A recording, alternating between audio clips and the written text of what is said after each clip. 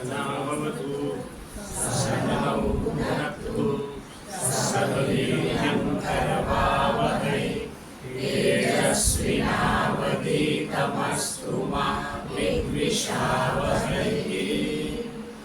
ओम शांति शांति शांति। हरि ओम श्री गुरुभ्यो नमः। हरि ओम। सृष्टिना कण कणમાં રહેલા નિરાકાર પરમાત્મા અને એ જ નિરાકાર પરમાત્માના જિજ્ઞાસુ રૂપે ઉપસ્થિત એવા વહાલા શ્રોતા ભાઈઓ, બહેનો, દીકરીઓ, માતા,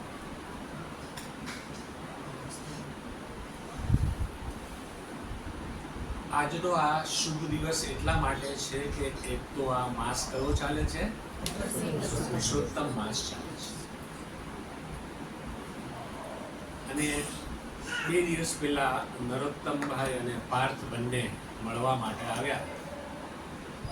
એટલે મેં સહજ હસતા કહ્યું કે પટેલ સમાજ શું માંગણી લઈને આવ્યો છે. ત્યારે એમણે બહુ સરસ વિચાર વ્યક્ત કર્યો કે અમે લોકો બધા ભેગા તો મળીએ છીએ આ નિમિત્તે, પણ કંઈક આવું સત્સંગનું, અધ્યાત્મનું, જીવનનું કંઈક ઉદ્ઘાટન થાય તો બધું સારું. અને આ વિચાર કરતા કરતા જ મને આ વિચાર ફૂલ્યો કે આજનો આ વિષય શું છે? જીવન એક ઉત્સવ અને મૃત્યુ એ મહોત્સવ. આપણે આપણી આસપાસ જોઈએ છીએ કે અનેક પક્ષીઓ, અનેક પ્રાણીઓ, આ બધા જ લોકો જીવન જીવી રહ્યા છે. સવારે ઉઠે ત્યારથી લઈ અને રાત્રે સૂવે ત્યાં સુધી એ લોકો પોતપોતાના જીવનની વ્યવસ્થા ગોઠવી લે છે. આહાર, નિદ્રા, ભય અને મૈથુન કોમન છે મનુષ્યમાં અને આ પશુ અને પક્ષીઓમાં. આપણે કરીએ છીએ, એ લોકો કરીએ છીએ. આપણે ભયભીત થઈએ છીએ, શેર બજાર નીચે તો નહીં જાય, એ લોકો પણ ભયભીત પામે છે. નિદ્રા આપણે પણ લઈએ છીએ, એ લોકો પણ લે છે. સંતતિ આપણે પણ ઉત્પન્ન કરીએ છીએ, એ લોકો પણ કરે છે. આહાર, નિદ્રા, ભય, મૈથુન 4 વસ્તુઓ મનુષ્યોમાં અને પશુ પક્ષીઓમાં અથવા પ્રાણીઓમાં કોમન છે. પણ ધર્મો હિ તેષામ અધિકો વિશેષ ધર્મેણ હિ ન પશુભિઃ સમાન.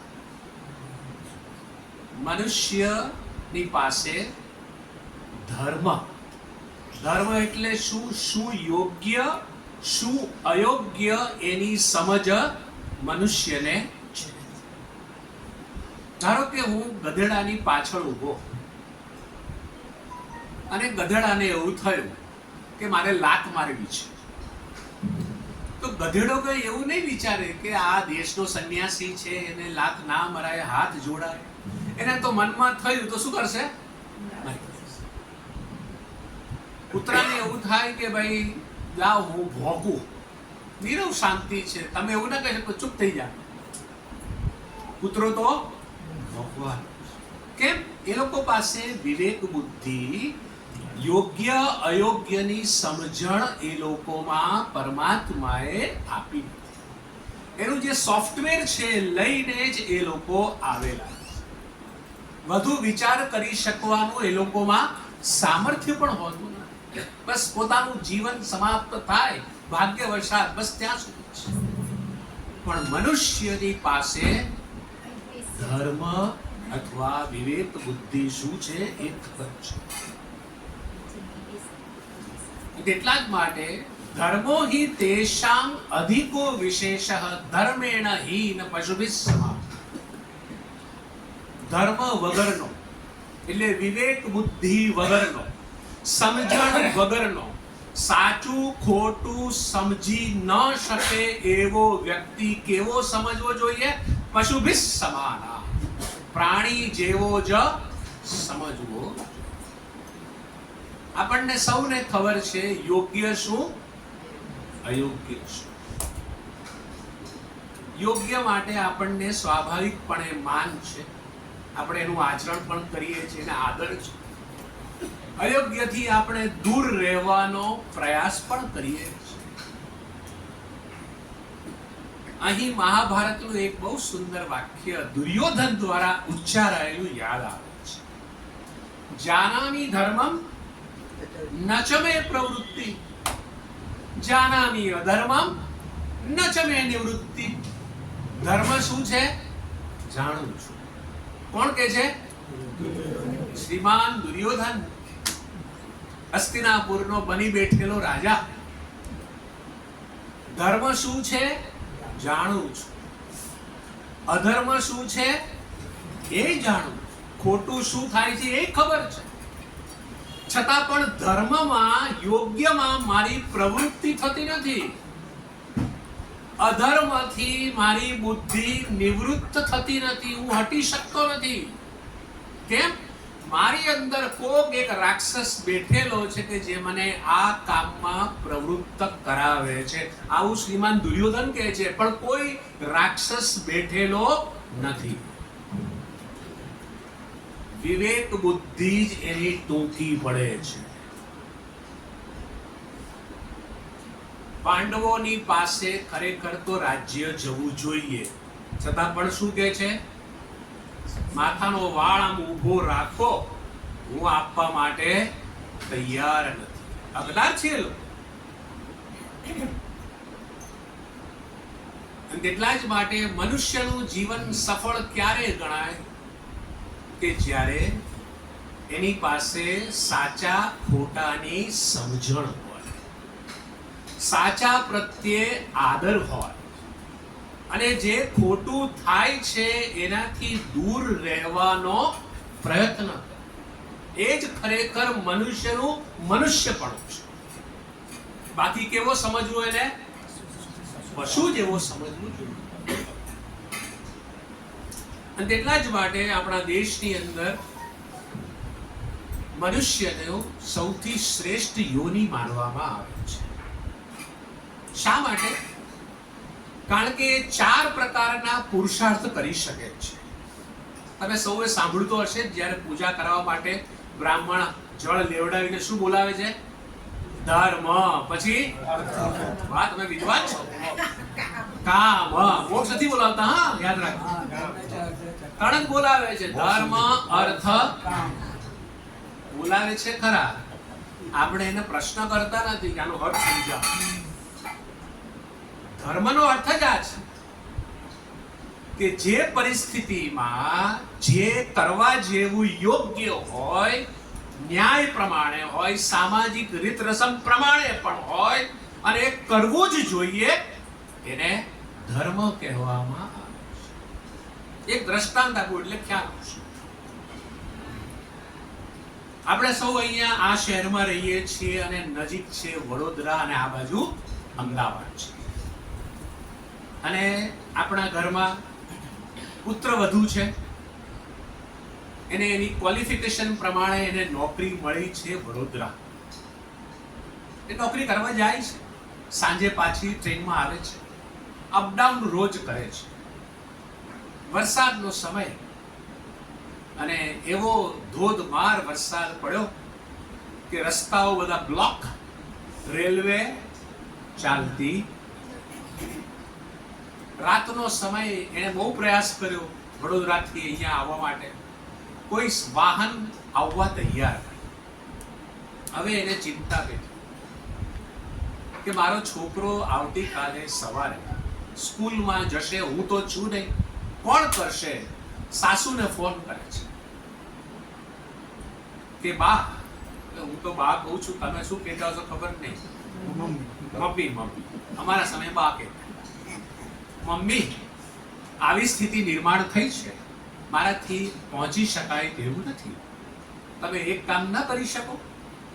સવારે તમે ઉઠી મારા છોકરાને તૈયાર કરી, ડબ્બામાં નાસ્તો ગરમ પેક કરી, બેગની અંદર બધા પુસ્તકો મૂકી અને બૂટ વગેરે પહેરાવી, ટાઈ વગેરે પહેરાવી, હાથ પકડી અને માત્ર રોડ સુધી તમારે જવાનું છે. બસમાં તમારે ચડાવી દેવાનું છે.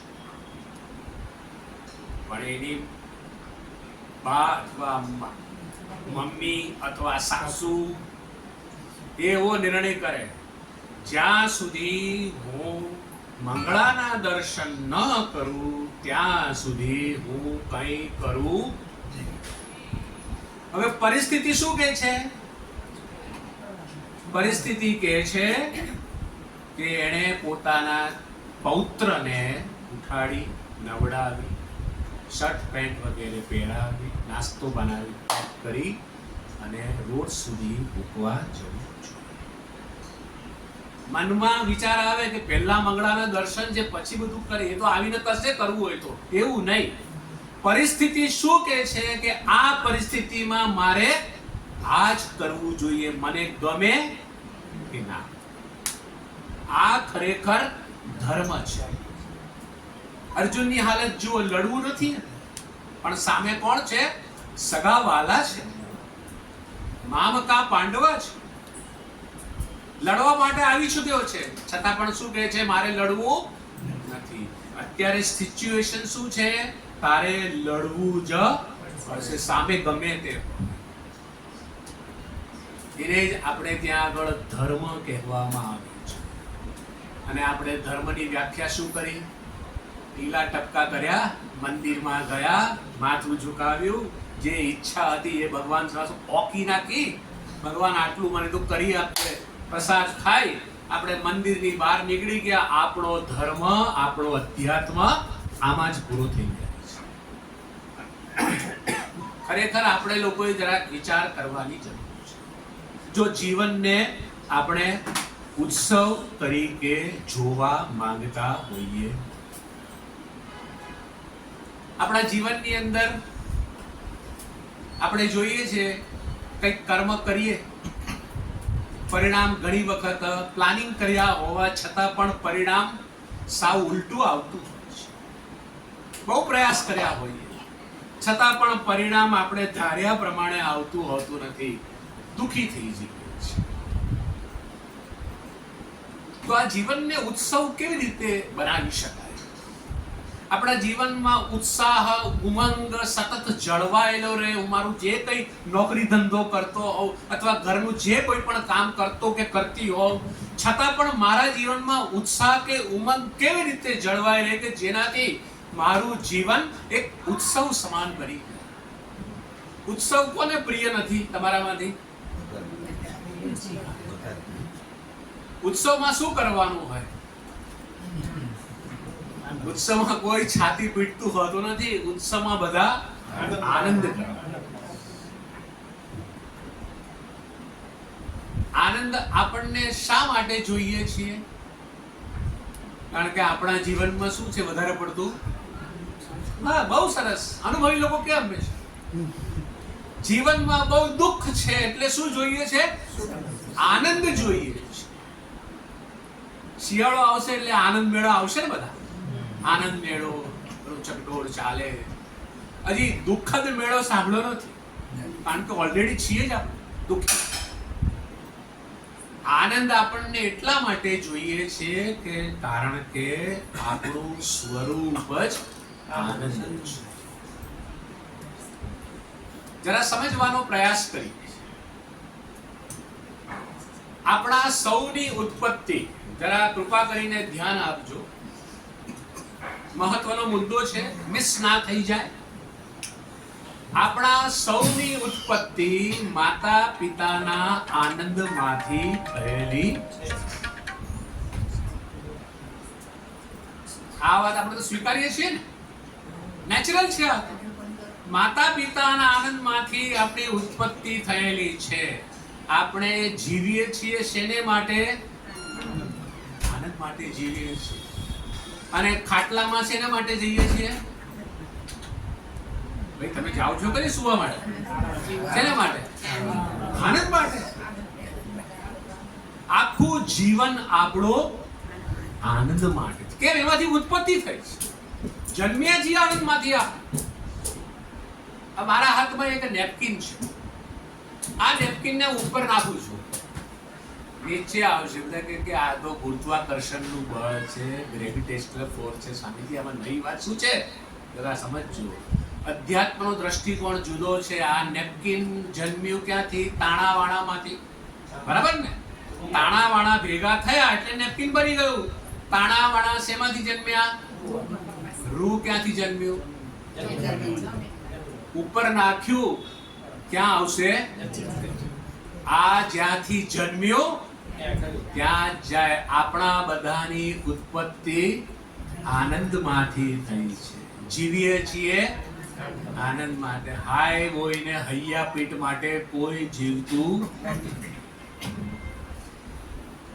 છતાં પણ કેટલાક લોકોનો સ્વભાવ એવો હોય કે એને જીવનમાં શાંતિને બદલે વધારે શું જોઈતું હોય? હાય બોયને હૈયા પીઠ જ જોતી. હું તો મરું પણ તને પણ ખાલી જગ્યા. એના જેવું છે. આનંદ આપણા સૌનું સ્વરૂપ છે. તો સ્વામીજી અનુભવાતું કેમ નથી? એનું કારણ છે જીવનમાં ધર્મનું પાલન આપણે બહુ ઓછું કરીએ છીએ. ધર્મનું પાલન એટલે શું? પ્રત્યેક પરિસ્થિતિ આપણને સૂચવે છે. અને તેટલા જ માટે આપણે ત્યાં આગળ 4 આશ્રમ છે. આશ્રમ એટલે શું? કોઈ લોકો આશ્રમ એટલે ઘરડા લોકોનું કામ. નો. આશ્રમ એટલે આ સમંતાત શ્રમઃ ઇતિ આશ્રમ. જેને માટે તમે ખૂબ મહેનત કરો, પુરુષાર્થ કરો છો, શ્રમ કરો છો, એને આશ્રમ કહેવામાં આવે છે. સૌથી પહેલો આશ્રમ કયો આપણા જીવનમાં? બ્રહ્મચર્ય આશ્રમ. એજ્યુકેશન, ભણતર. કેટલા વર્ષ સુધી? 25 વર્ષ. પછી આવે છે ગૃહસ્થ આશ્રમ. જો આશ્રમ શબ્દ એટલે બહુ લૂઝ નહીં જોવા. તમે 25 વર્ષ એજ્યુકેશનમાં આપી દો છો, વિદ્યા તમે ગ્રહણ કરી લો છો, એટલે માટે આશ્રમ છે. ખૂબ મહેનત કરો છો. પછી એ પૂરું થાય પછી ગૃહસ્થ આશ્રમમાં પ્રવેશ કરો છો. હવે ગૃહસ્થ આશ્રમ એટલે શું? એકબીજાને સમાવી લેવા. પણ મોટે ભાગે શું બનતું હોય છે ગૃહસ્થ આશ્રમમાં? આવનારીને હું બદલી નાખું. મારા ઘરમાં જે સ્ટાન્ડર્ડ ચાલે છે એ પ્રમાણે જ થવું જોઈએ. આવું ઘણાય લોકો, પતિઓ આવું વિચારતા હોય. પણ પેલી જે આવનારી હોય એ પણ એવું વિચારે કે હું આને બદલી નાખું. પતિ એવું માને કે હું પત્નીને બદલી નાખું, અને પત્ની શું માને? અનુભવી લોકો હસી રહ્યા છે, મનમાં હું સમજુ.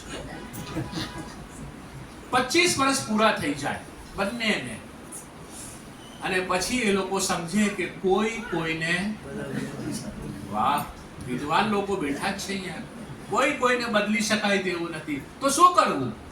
જેવા છે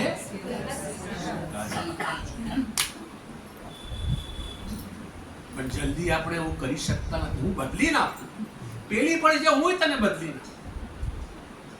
અને આ બદલવાની પ્રક્રિયામાં 25 વર્ષની મહેનત સમાપ્ત થઈ જતી હોય છે, અને પરિસ્થિતિ એવી ને એવી. અને જીવનમાં પછી કંટાળો, હતાશા, ફ્રસ્ટ્રેશન. મેં કેટલીય તારી પાસેથી અપેક્ષા રાખી. બાયોડેટામાં તો આવું લખેલું, અને સાવ બાયોડેટાથી તું સાવ ઊંધી છે. પેલી બી કે મેં બાયોડેટામાં આવું જ હતું, શાંત, નિર્મળ, હસનારો, પણ તારું તો મોઢું આખો વખત ઘેરડીએ પીધેલા જેવું જ હોય છે. દેવ એકબીજાને દોષ આપે. પણ શું થાય?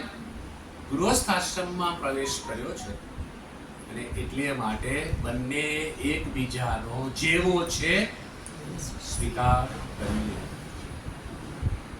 આપણે ત્યાં પહેલા એક નાનકડી કહેવત હતી પડ્યું પાનું નિભાવી લે, જીવનની બાજી. પણ હવે એવું નહીં, પડ્યું પાનું ઉઠાવીને ફેંકી દે, બીજું લાવી દે. બીજું લાવી દે પણ બરોબર છે કે કેમ એ પણ વિચારવું પડશે. એને કરતા પહેલું સારું હતું. તેટલા જ માટે જીવનના અનેક અમૂલ્ય વર્ષો આપણા યુવાનીમાં આમાં જ સમાપ્ત થઈ ગયા.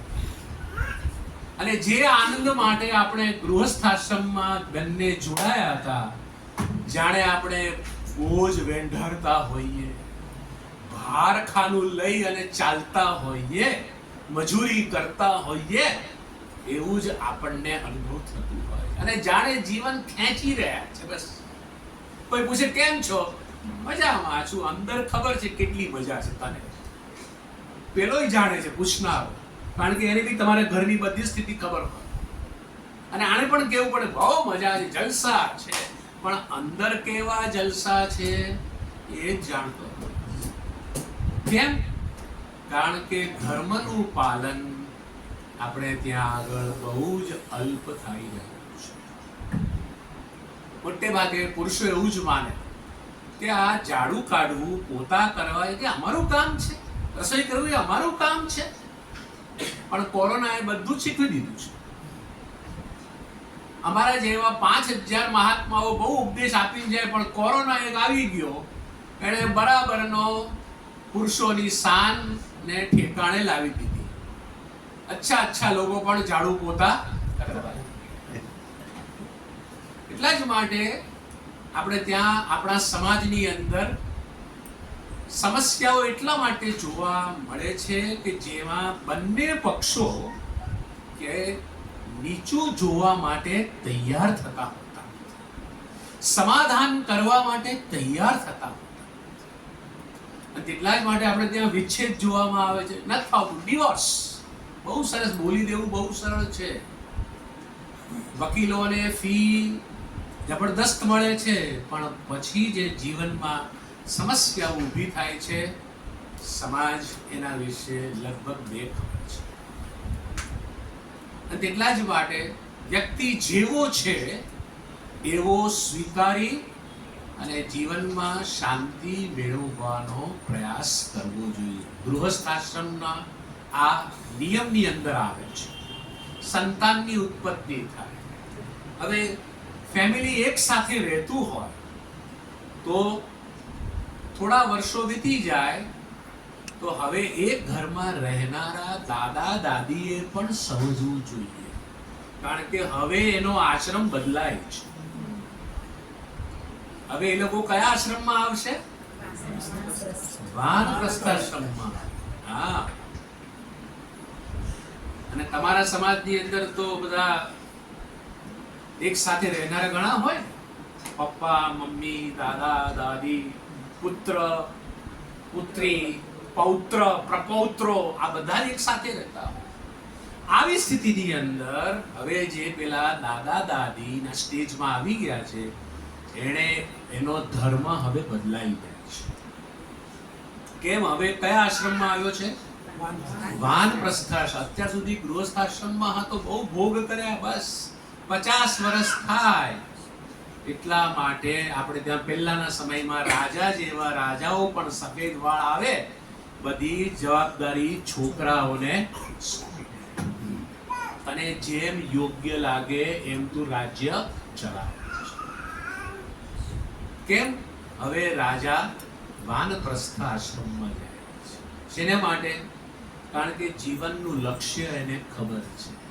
મનુષ્ય તરીકેનું પોતાનું જે જીવન છે, મારે શું હાસિલ કરવાનું છે મોત પહેલા, એને ખબર છે. એટલા માટે વાનપ્રસ્થાશ્રમમાં આવે છે. અને વાનપ્રસ્થાશ્રમ એટલે ભોગ ઉપર હવે કંટ્રોલ. પેલા જે બહાર રખડતા હતા હવે નહીં. ફાવશે, ચાલશે, આ ગમશે, ભાવશે, આ પ્રકારની માનસિકતા, આવું માનસિક વલણ જીવનમાં અપનાવવાનો પ્રયાસ કરવો પડશે. પુરુષાર્થ એને જ કહેવામાં આવે છે. તમે જે ગૃહસ્થાશ્રમમાં ભોગ કરેલા, જે કંઈ પણ તમારા વિચારો હતા, જે કોઈ પણ તમારો સ્વભાવ હતો, એ સ્વભાવને બદલવા માટેનો જે આશ્રમ છે એ આ વાનપ્રસ્થાશ્રમ છે. શું કરવું જોઈએ વાનપ્રસ્થાશ્રમમાં? વાનપ્રસ્થાશ્રમની અંદર ઘરમાં ઓછામાં ઓછો ચંચુપાત કરવો જોઈએ. ઓછામાં ઓછું. કારણ કે હવે તમારું જીવન શેને માટે છે? હવે તમારું જીવન ભગવાનના નામ સ્મરણ માટે છે. હવે તમારું જીવન પૂજા પાઠ એને માટે છે. હવે તમારું જીવન શાસ્ત્ર અથવા ગ્રંથોના અધ્યયન માટે છે.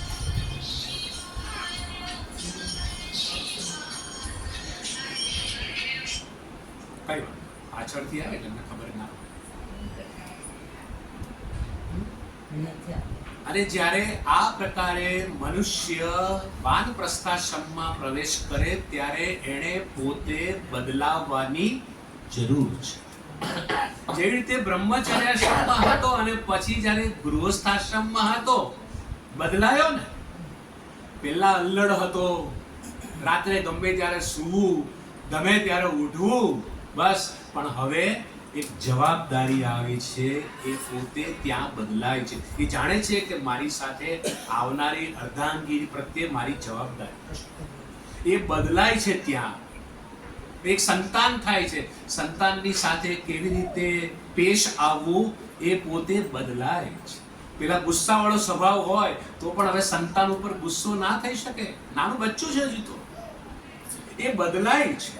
અહીં પણ જ્યારે વાનપ્રસ્થાશ્રમમાં આવે છે ત્યારે એને બદલાવવું જોઈએ. નહીં બદલાય પછી એવી સમસ્યા થશે કે ઘરના લોકો જ તમારાથી દૂર ભાગવાનો પ્રયાસ કરશે. આ વાસ્તવિકતા છે. મને એક ઘટના યાદ આવે છે. વર્ષો પહેલા કલકત્તામાં મારવાડથી એક મારવાડી દોરી લોટો એવું કહેવાતું, દોરી લોટો લઈને આવ્યા. મારવાડથી એક મારવાડી પહોંચ્યો કલકત્તા. કોઈ જાણીતું નહીં, પણ એક મારવાડીએ કહ્યું સારું તો અહીંયા રાત્રે સુઈ રહે છે, સાફ સફાઈ વગેરે રાખજે અને જમવાનું પણ હું લાવી આપીશ મારા ઘરેથી. થોડોક સમય થયો, એ છોકરો આગળ જતા યુવાન બની ધંધાની આંટી બૂટી શીખી. એણે પોતે બીજા એરિયામાં પોતાની નવી દુકાન કરી અને એટલી સરસ ચાલી, બીજા 2-3 એરિયામાં એણે પોતાની બ્રાન્ચ ખોલી રાખી કલકત્તાની અંદર. સાચી ઘટના છે.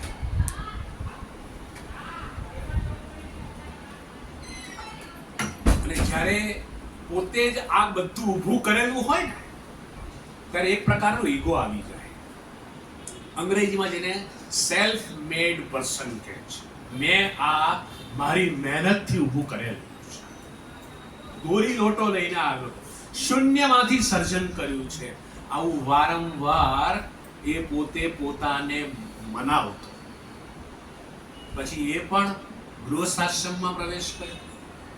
એને પણ સંતાનો થયા, સંતાનો સમજણા થયા, દુકાન સોંપી દીધી, પણ પેલો સ્વભાવ એવો ને એવો રહ્યો.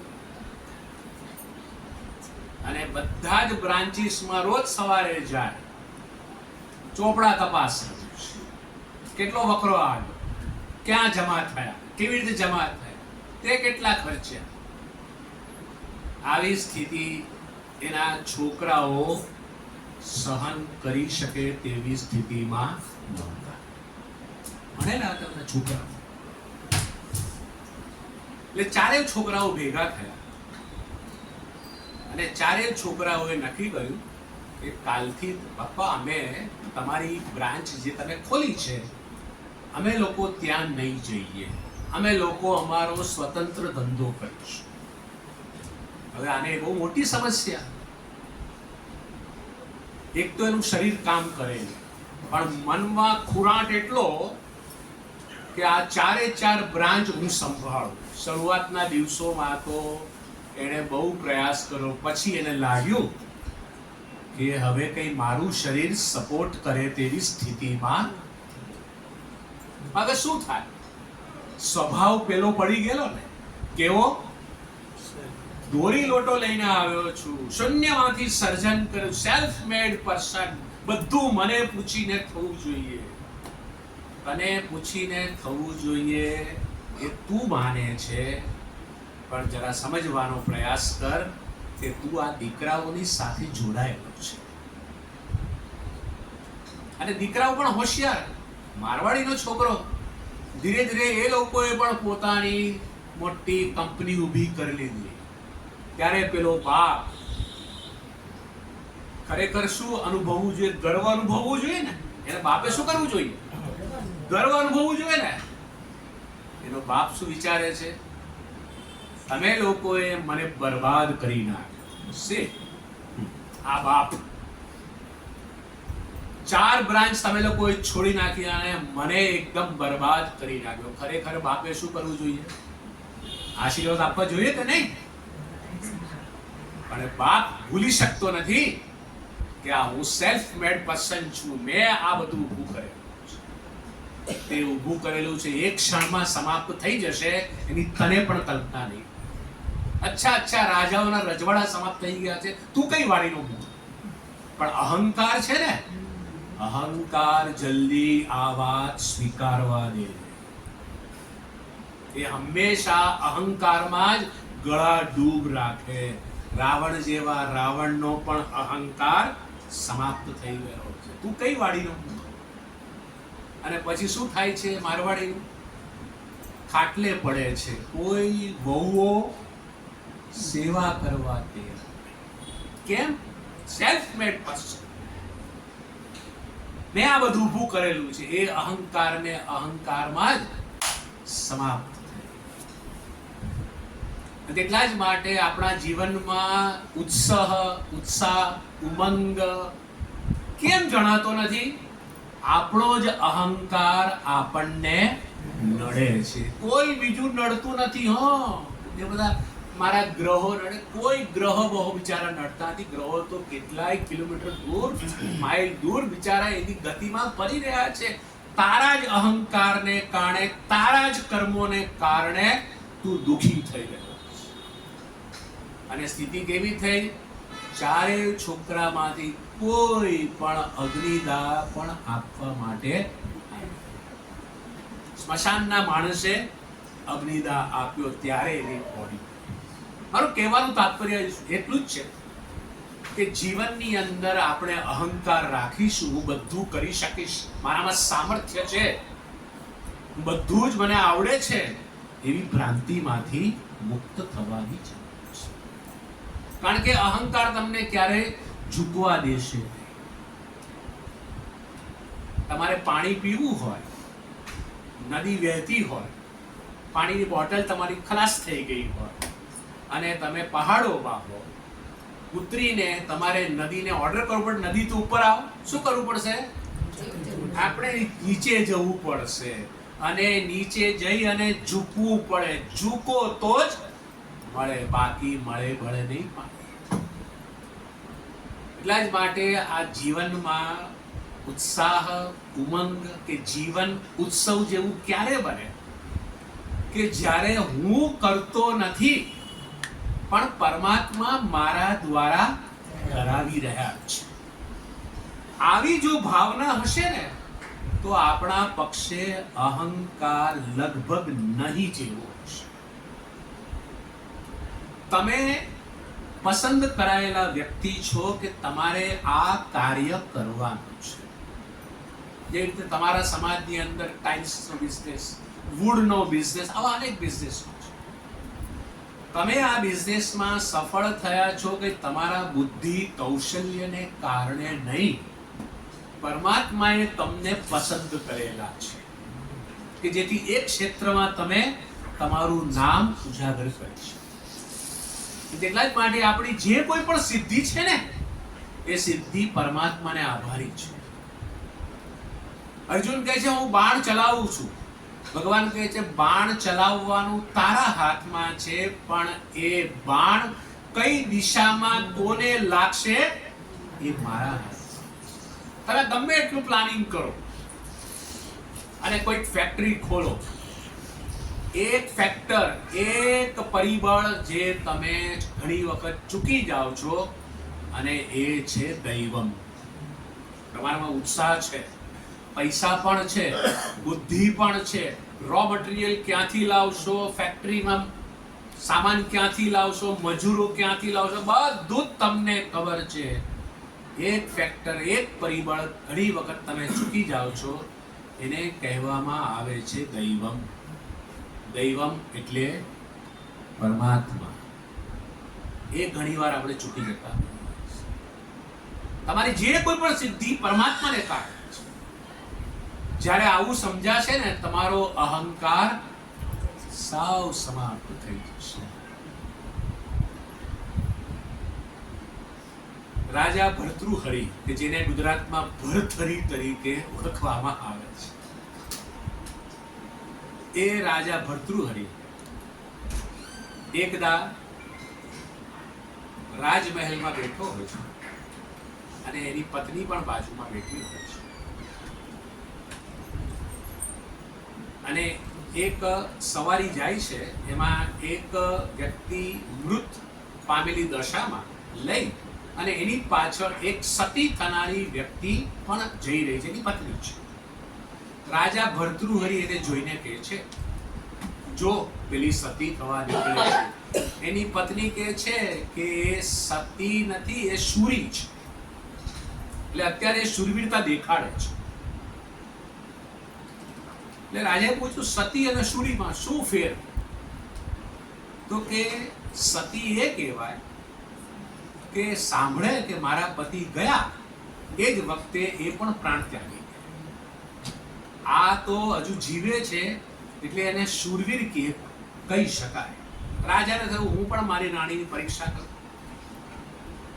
એક વખત જંગલમાં શિકાર માટે રાજા એની સેના સાથે જાય છે, અને એક ઘોડેસવારને સંદેશો મોકલાવે છે, કાળો ઝંડો ફરકાવીને, કે રાજા જંગલમાં વાઘ સાથે લડતા લડતા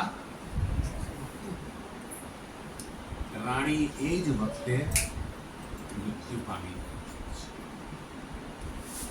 પેલું ઘોડેસવાર તરત જ જાય છે, રાજા આવી સ્થિતિ નિર્માણ થઈ છે. રાજા આવે છે, હવે તો કશું કરી શકાય એમ નથી, જીવાતમાં પાછો લવાય એવું નથી, બહુ રડે છે, અને શબને વળગીને, અને રાજકાજ તો લગભગ 2-4 દિવસ સુધી સાવ ઠપ થઈ ગયેલું. પણ એના ગુરુને ખબર પડે છે કે આ રાજા પોતાનું કર્તવ્ય કર્મ, પોતાનો ધર્મ ચૂકી રહ્યો છે. એટલે એ પહોંચે છે, પણ વેશ પલટો કરીને પહોંચે છે. અને પેલો રાજા રડતો હોય છે, ભર્તૃહરિ, એ મારી રાણી, હવે તું પાછી ક્યારે આવી? તું તો ચાલી ગઈ, મને નોધારો મૂકી. આવી રીતે બડબડાટ કરતો હતો. અને એ પેલા ગુરુ કુંભારનો વેશ લઈને ત્યાં આવે છે, અને જોરથી ખાલી ઘડો એ શબની બાજુમાં ફોડે છે. અને પેલો કુંભારના વેશમાં રહેલા ગુરુ પેલા કહે, ઓ મારો ઘડો, તું ફૂટી ગયો, હવે હું ક્યાંથી નવો ઘડો લાવીશ? રાજા કહે છે, મારા કરતા વધારે દુખિયા કોણ છે? હું તો મારી પત્ની માટે, આ માત્ર ઘડા માટે રડી રહ્યો છે. અને જુએ છે, અરે ભાઈ, આ ઘડો ફૂટી ગયો, ઘડો એક દાડો ફૂટવાનો જ હતો ને, બીજો ઘડો લઈ લેવાનો. ત્યારે કહે છે કે હું તને એ જ ઉપદેશ દેવા માટે આવ્યો છું. ત્યારે આ તો મારા ગુરુ છે. ગુરુની પાસે જેવો રાજા ભર્તૃહરિ જાય છે, એનો અહંકાર પૂર્ણપણે સમાપ્ત થઈ જાય. અને ત્યારે એને સમજાય છે કે ખરેખર અહંકારના વિસર્જનથી જ ખરેખર જીવનમાં સુખ અને શાંતિ મળી શકે છે. જ્યાં સુધી અહંકાર જીવનમાં રહેશે કે હું કરનારો છું, ત્યાં સુધી જીવનમાં સુખ શાંતિ નહીં. ઘરવાળો કે આ ઘર હું ચલાવું છું, અમિતાબેન કે આ ઘર હું ચલાવું છું, હું રોટલી કરું, તમને ખવડાવું, ત્યારે તમે બધા બહાર જઈને કમાઈને લાવો. આ બેવ લોકો શું માને છે? આ ઘર કોણ ચલાવે છે? બેવ એવું માને છે. પેલી કામવાળી આવે ને, કામવાળી કે 2 દિવસ હું નહીં આવું, હવે ઘર કોણ ચલાવે છે? ખબર પડી જાય ને આપણે. મોટે ભાગે લોકો આવું જ માનતા હોય કે આ બધું હું કરી છું, હું જ ચલાવી છું. તમે કશું કરી શકો તેવી સ્થિતિમાં નથી ભાઈ. તમે માનો છો કે હું કરી રહ્યો છું.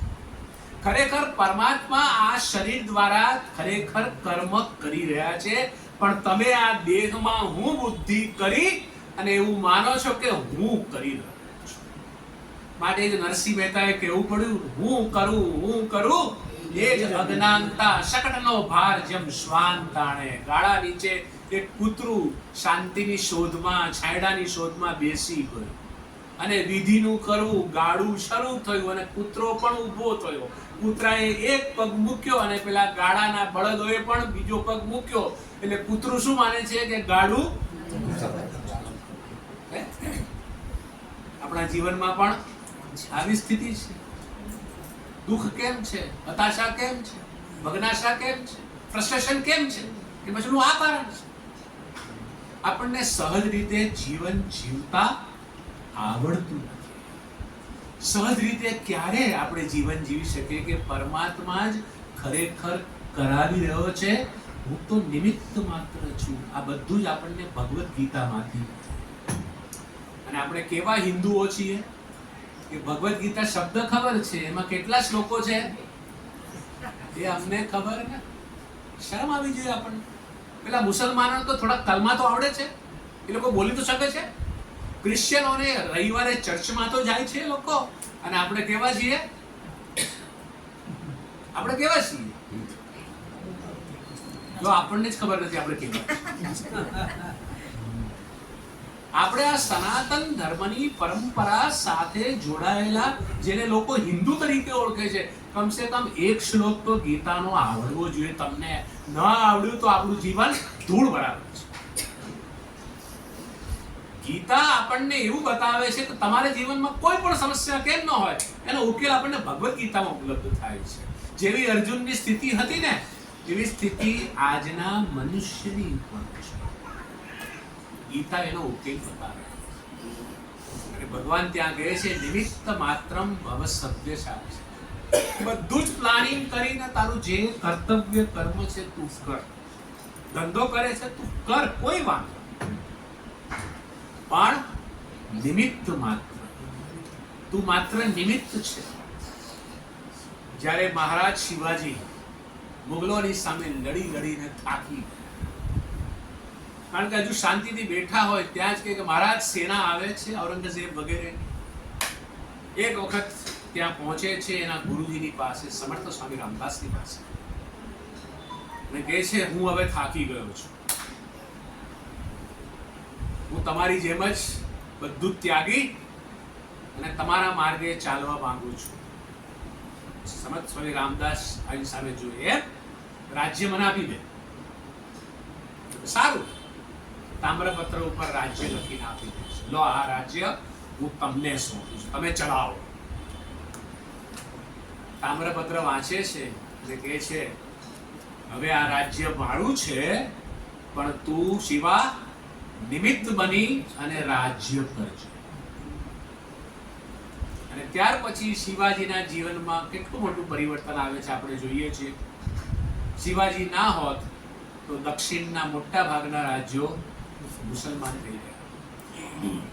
એટલા માટે ગુરુ એક જ એવો છે કે તમને સાચો રસ્તો બતાવીશ. તમારો અહંકાર છે ને, એ ક્યારે પણ શરણ ગ્રહણ કરવા માટે તૈયાર થતો હોતો નથી. બધું જ જાણું છું. શું માનો તમે? બધા જ ગ્રંથો મેં ફેંદી નાખ્યા છે. ગીતાથી લઈ અને યોગ વાસિષ્ઠમાં બધું જ ફેંદી નાખ્યું છે. મને બધું જ આવડે છે. બધું જ આવડતું હોય તો શાસ્ત્ર કહે છે, વિદ્યા દદાતિ વિનયમ. વિદ્યા શું આપે છે? વિનય. વિનય એટલે નમ્રતા. જે પરમાત્મા મારામાં છે, એ જ પરમાત્મા મારી ધર્મપત્નીમાં છે, એ જ પરમાત્મા મારા સુપુત્રમાં છે, સુપુત્રીમાં છે, પુત્રવધુમાં છે. વિદ્યા તમને આ આપે છે. પણ વિદ્યાનો નશો શું કરે? અહંકારની જ્વાળા જ તમારા જીવનમાં તમને જ ભસ્મ કરી.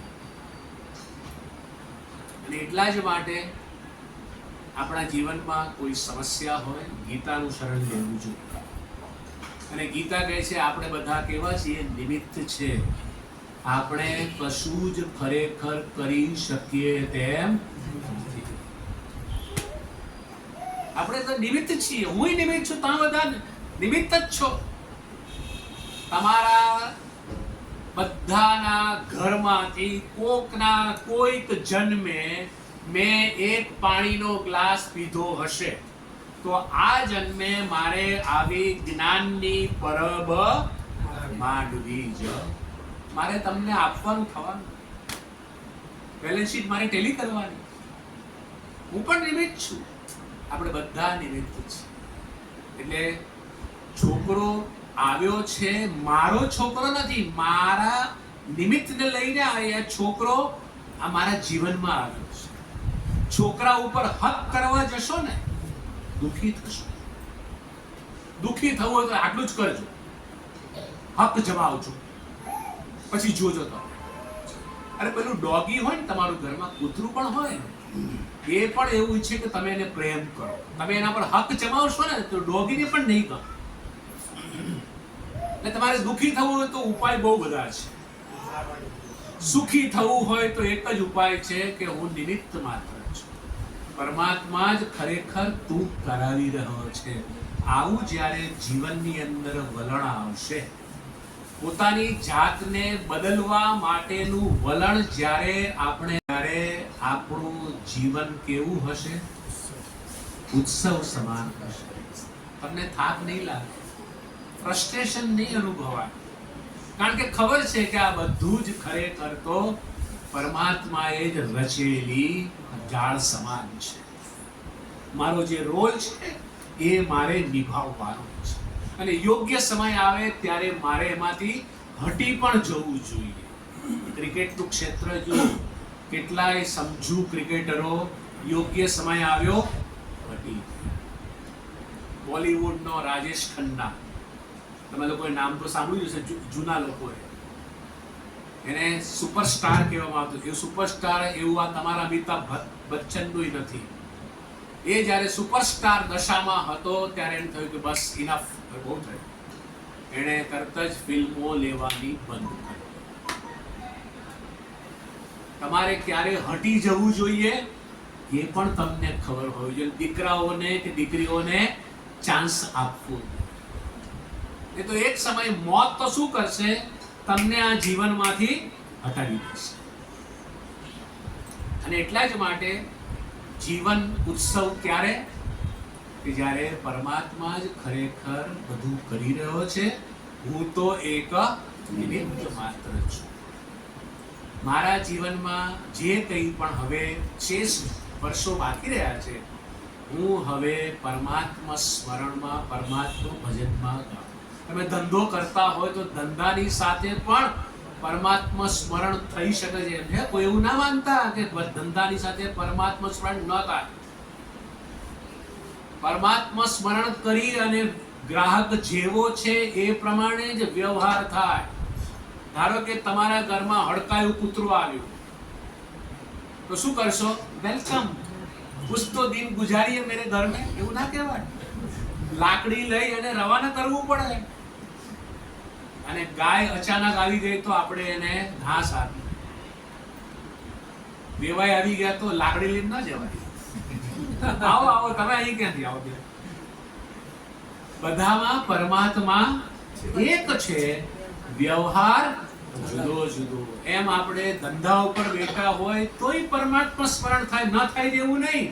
વ્યવહાર બધાની સાથે જુદો જુદો છે. શાસ્ત્ર ક્યારે એવું કહેતું નથી કે વ્યવહાર પણ સરખો કરવો જોઈએ. વ્યવહાર હંમેશા અલગ જ. આવું જો જીવન તમે જીવી શકશો, તમારા જીવનમાં ઉત્સવ જ ઉત્સવ હશે. હવે આવે છે જીવનનું બીજું પાસું. કયું? મૃત્યુની વાત ના કરશો. શુભ શુભ બોલો સ્વામી. પણ આવવાનું ખરું કે નહીં? કોઈ એમાંથી બાકી રહ્યું નથી. પીએમ હોય કે સીએમ હોય, બધાએ એક ના એક દિવસ જવું પડતું હોય. મૃત્યુ એ મહોત્સવ ક્યારે બની શકે કે જ્યારે પ્રથમ તો આપણને ખબર હોવી જોઈએ મૃત્યુ ક્યારે આવવાનું છે. ક્યારે આવવાનું છે ભાઈ?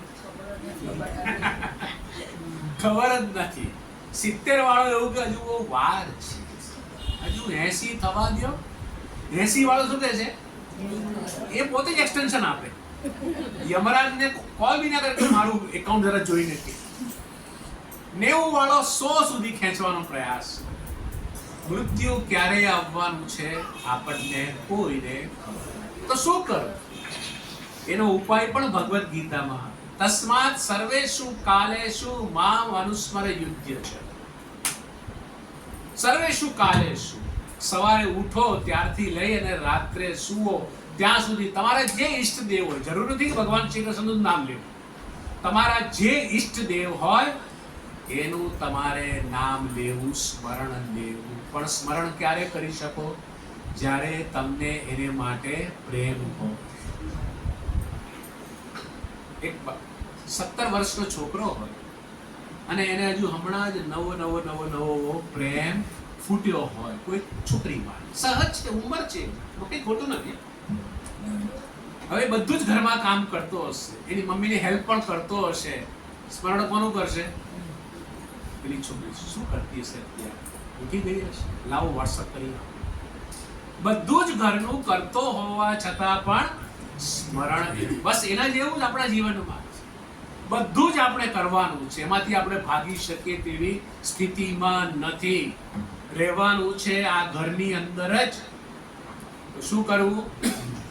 સવારે ઉઠીએ સૂઈએ ત્યાં સુધી પરમાત્માનું સ્મરણ કરતા રહેવું. અને યુદ્ધ જ અર્જુન માટે છે, આપણે માટે આપણા પોતાનું કર્તવ્ય કર્મ બરાબર બજાવવું. કારણ કે મોત ક્યારે આવશે ખબર નથી. શાસ્ત્ર કહે છે નિશ્વાસે નહીં વિશ્વાસ, કદા વૃદ્ધો ભવિષ્યતિ. આ શ્વાસ ગયો, ગેરંટી છે પાછો આવશે? નો. હાર્ટ એટેક આવ્યો અચાનક, ખલાસ. નિશ્વાસે નહીં વિશ્વાસ, કદા વૃદ્ધો ભવિષ્યતિ. ક્યારે રોકાઈ જાય ખબર નથી. તો શું કરવું? કીર્તનીય મતો બાલ્યાત હરેર નામય. એટલા જ માટે જેમ જેમ આપણા જીવનનો જોગ અધ્યાત્મ તરફ વળતો જશે એમ એમ આપણા જીવનમાં ઉત્સવ પણ જોવા મળશે. અને મૃત્યુ તો ક્યારે આવવાનું છે આપણને ખબર નથી. ઘણા લોકોને મૃત્યુ પછી જાણવામાં રસ હોય. જાણવામાં રસ છે કે નથી? કારણ કે સમય મને રજા આપતો નથી. તમે કહેતા હો તો હું એક્સટેન્ડ કરું. જો રેકોર્ડ થાય છે, હા, એટલે હું દોષમાં નહીં પડું. ચલાવો, તમારે ક્યાં ચૂકવવા છે? થિયેટરમાં તમે એવું ના કહે ચલાવો બેઠા છે. મૃત્યુ સમયે થાય છે શું અને કેવી રીતે જીવાત્મા આ શરીરમાંથી વિદાય? આપણે ક્યારેય આના ઉપર વિચાર કરતા જ નથી. આવવાનું તો ખરું જ, એમાં તો કોઈ બાકી નથી. શાસ્ત્ર એનું સ્પષ્ટપણે વર્ણન કરે છે કે જ્યારે કોઈ વ્યક્તિ હવે મરણ પથારીએ પડે, નેચરલ ડેથની વાત કરું છું, મરણ પથારીએ પડેલો છે, ત્યારે સૌથી પહેલા શું થાય છે? એની જે ઇન્દ્રિયો છે, ઇન્દ્રિયો એટલે આંખ, નાક, કાન, સ્વાદેન્દ્રિય, સ્પર્શેન્દ્રિય, વાણી, હાથ, પગ, મળત્યાગ અને મૂત્રત્યાગ, આ બધી ઇન્દ્રિયો છે. એ 10 ઇન્દ્રિયો મનની અંદર વિલીન થઈ જાય છે. ક્યારે? જ્યારે મૃત્યુ આવવાનું હોય ત્યારે. એટલે આપણે આપણા સંતોષ માટે કે દાદા હવે રામ રામ બોલો, રામ રામ બોલો, તમારા સંતોષ માટે તમે કહો છો. હવે એની શ્રોત્રેન્દ્રિય તો મનમાં વિલીન થઈ. દાદા ઓળખો છો? આંખ પટપટાવો ને, ખબર પડે તમે ઓળખો છો કે હું છેક અમેરિકાથી આવી છું, દીકરી અમેરિકાથી આવી અને દાદાની સામે જોયું, દાદા ઓળખો છો? જોને આમ જ જોઈ રાખે છે. કેમ? કારણ કે ઇન્દ્રિયો એના કારણ મનમાં લય પામે છે. એટલા માટે આંખ ખુલ્લી છે હવે દાદા કોઈ રિસ્પોન્ડ કરતા રામ રામ બોલો દાદા. દાદા હવે બોલી શકે તેવી સ્થિતિમાં પણ નથી. બધાની સ્થિતિ આવી જ બને છે તેવું નહીં. હા, આ નેચરલ ડેથની વાત કરું છું. પછી શું થાય છે? મન તો રહે છે. મન ક્યાં વિલીન થઈ જાય છે? મન વિલીન થઈ જાય છે છેલ્લે એનું કારણ જે પ્રાણ છે એમાં વિલીન થઈ જાય છે. પછી મન પણ કશું કરી શકતું નથી. પણ એ પહેલા મનમાં જે વાસના છે, અંત સમયની વાસના જાગે ક્યારે? ત્યારે આખું જીવન તમે એ વાસનાને પાળ્યું અને પોષ્યું. જીવનભર તમે કામ કામ કામ કામ જ કર્યું હોય, કર્મ જ કર્યું હોય, ધંધાની જ વાતો વિચારી હોય, તો મૃત્યુ સમયે શું યાદ આવશે? ધંધો જ યાદ આવશે. રામ યાદ નહીં આવે ભાઈ, ગમે એટલો પ્રયાસ કરો. તમે એમ કહેશો બધું છેલ્લે સંભાળી લઈશું. તમે છેલ્લે તમારું શરીરે સંભાળી શકો એવી સ્થિતિમાં. એટલે અંત સમયે અહીંથી પ્રસ્થાન કરે છે કોણ?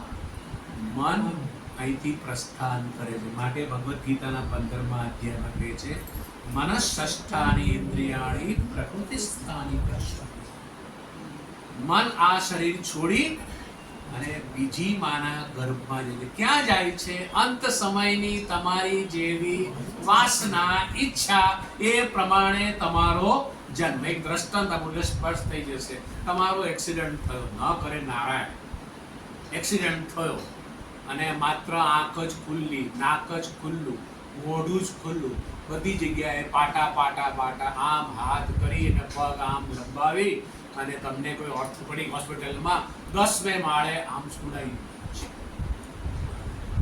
અને તમે આમ જો છુપારીની બહાર પેલું ગરુડ કેટલું સરસ આટા મારે છે, આમ કરીને ચક્કર મારે છે. તમે ક્યાં એક ગરુડ ની મુક્તિ, ક્યાં એક ગરુડ સ્વતંત્ર અને ક્યાં હું અહીંયા આગળ ખાટલામાં પડ્યો અને અચાનક હાર્ટ એટેક. અંત સમય શું ઈચ્છા? તો ક્યાં જન્મવાના તમે? ગરુડમાં જન્મવા. એવું ના માનતા હા કે મનુષ્ય એટલે મનુષ્યમાં જ જન્મે. કેટલાય સંપ્રદાયો છે આવા આપણા દેશમાં કે પુત્રો હોય તો પુત્રો જ જન્મે, મનુષ્ય હોય તો મનુષ્ય જ. જરાય વાત સાચી નથી, આ ખોટી વાત છે. નહીં તો રાજા જળ ભરત હરણ ના બન્યા હોત. અને એટલા જ માટે અંત સમયે તમારી કઈ ઈચ્છા એના બધો આધાર રાખે છે. અંત સમયે કઈ ઈચ્છા જાગશે? તો કે આખા જીવનમાં તમે શું કર્યું છે એના ઉપર અંત સમય. આખા જીવનમાં તમે જે કર્યું હોય ને, તમારા મનમાં રીલ ચાલે. પેલા આજુબાજુવાળા બધું જ બોલતા હોય, દાદા રામ બોલો, દાદા કૃષ્ણ બોલો, દાદા શ્રી કૃષ્ણ, દાદા સ્વામિનારાયણ, બધું એ લોકો બોલે. પણ તમારી ઇન્દ્રિય તો હવે કામ કરતી જ નથી. મન તમારું કામ સ્ટાર્ટ કરવા માટે બધી રીલ ચાલે છે. કઈ રીલ ચાલે છે? તમારા સારા કર્મો, તમારા ખરાબ કર્મો, આ બધી રીલ ચાલે છે. અને અંત સમયે તમારી જે વાસના છે એ પ્રમાણે તમારો નવો જન્મ. પણ આ મહોત્સવ ક્યારે ઉજવી શકાય? મૃત્યુ એ મહોત્સવ ક્યારે ઉજવી શકાય? કે જેને આપણે આ શરીર માનીએ છીએ એ આ શરીર એકના એક દિવસ તો જવાનું છે, સમાપ્ત થવાનું જ છે. તમે ગમે એટલો પ્રયાસ કરશો, સારી મીઠાઈઓ ખાશો, એક્સરસાઇઝ કરશો, યોગાસન કરશો, બધું જ કરશો, છતાં પણ મૃત્યુ તમને છોડવાનું. અને આ મૃત્યુ થાય છે કોનું અંતે? તો શરીરનું થાય છે. જ્યારે વિચાર કરો, શરીર જન્મ્યું છે એટલે શરીર જવાનું જ, પણ શરીરની અંદર રહેનારો પેલો અશરીરી જીવાત્મા છે એનો નાશ થતો નથી. એ તો બીજી માના ગર્ભમાં ચાલે. તો હવે દુઃખ કોને માટે? શરીર માટે. એ તો જવાનું જ છે એક દિવસ. અને પેલો તો અવિનાશી છે જીવાત્મા. આ શરીર છોડી બીજા શરીરમાં, બીજા શરીર છોડી ત્રીજા શરીરમાં, એ તો ભ્રમણ કરવાનો જ છે. તો પછી દુઃખ કોને માટે? શોક કોને માટે? આ શરીર તો એક દિવસ જવાનું જ છે, પણ આપણા સગાવાલાઓને છોડીને જવાનું ને, એ તો તું ન ઈચ્છે તોય તારે છોડીને જવાનું. એ લોકો સાથે ન આવે, જરા પૂછી તો જો શું કહેશે એ લોકો? તમે જાઓ, અમે જગ્યા રાખો, અમે આવીએ છીએ. કોઈ સાથે આવતું નથી. પ્રાણ પ્રિય પત્ની હોય ને, એ પણ બારણા સુધી આવશે બસ. છોકરો ક્યાં સુધી? સ્મશાન સુધી. એ પણ શરમનો માર્યો. ચાલો દાદાને અગ્નિદાહ આપી દે. વાર્તા કોઈ સાથે આવવાનું નથી, આટલું નક્કી રાખજો. સાથે કોણ આવશે? તમારા કરેલા કર્મ. અને આપણે એ લોકો માટે જો ખરાબ કર્મ કરતા હોઈએ તો સમજવાનું, એ કર્મના ફળ એ લોકો નહીં, તમારે જ ભોગવવા પડશે. વાલિયા લુટારાનું દ્રષ્ટાંત તમે સાંભળ્યું હશે એટલે વધારે કહેવાનું.